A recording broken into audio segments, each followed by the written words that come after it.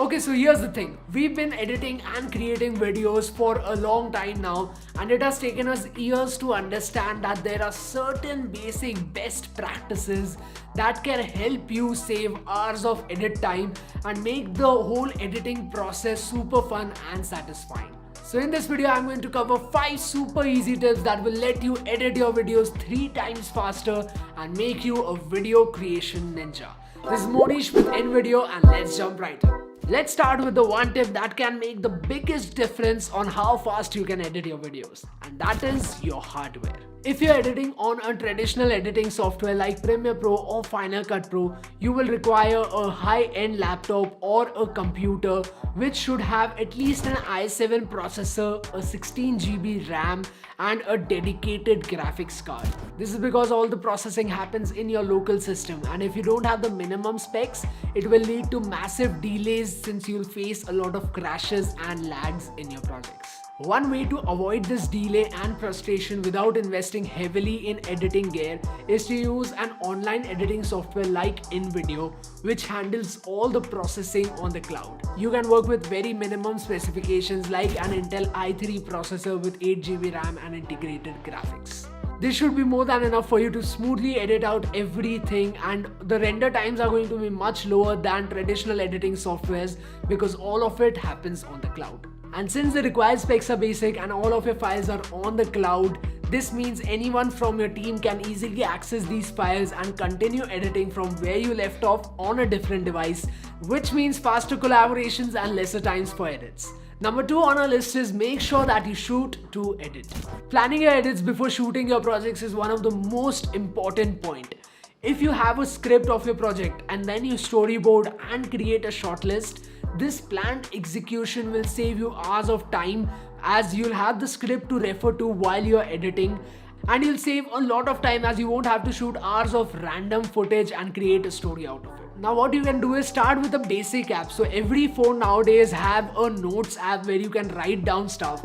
So just start with a basic app, write down your script and keep it handy on your phone.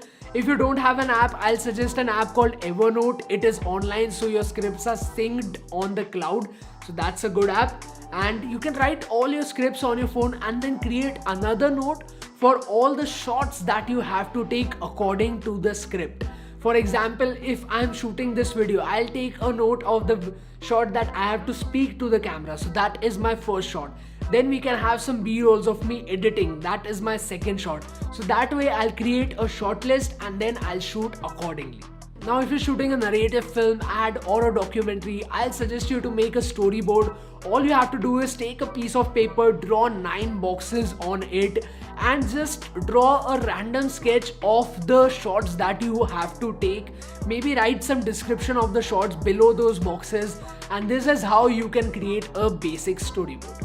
Number 3 on our list is creating an organized file structure and backups. So whenever you're back from the shoot, make sure you back up your shots immediately and organize them properly. We suggest you to create a main folder for your project, and you can rename this folder to whatever the name of your project is. Then create separate folders in it for footages, music, assets and exports. In the footages folder, you can create separate folders for the different cameras that you're using. For example, whenever I am back from a shoot, I would make a folder for my GoPro shots, my main camera shots and my drone shots. And then you can create subfolders that are categorized into the number of days and the shoot locations. For example, your shoot is of 3 days in 3 different locations. So you would make 3 different folders that are named like day 1, location 1, day 2, location 2, day 3, location 3. This will help you locate your shots easily and will save you a lot of time, as you don't have to spend time in finding your shots. Also, if you're using traditional editing softwares, make sure you back up your data twice, so if the project crashes, you don't run into the risk of losing all your important data. Now again, a benefit of using an online video editing software like InVideo is that whatever happens, your projects won't crash, as they are auto saved online, and even if the projects crash in the middle of an edit, you can easily reopen it and pick up where you left off.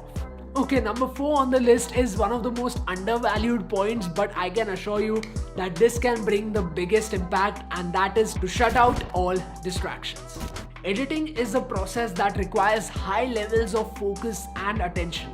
So we have to make sure that our editing environment is free of distractions so that nothing disturbs our flow of editing. It is very important to keep your smartphone away from you and on silent mode, and make sure to block out time so that no one in your home or your workspace comes and disturbs you.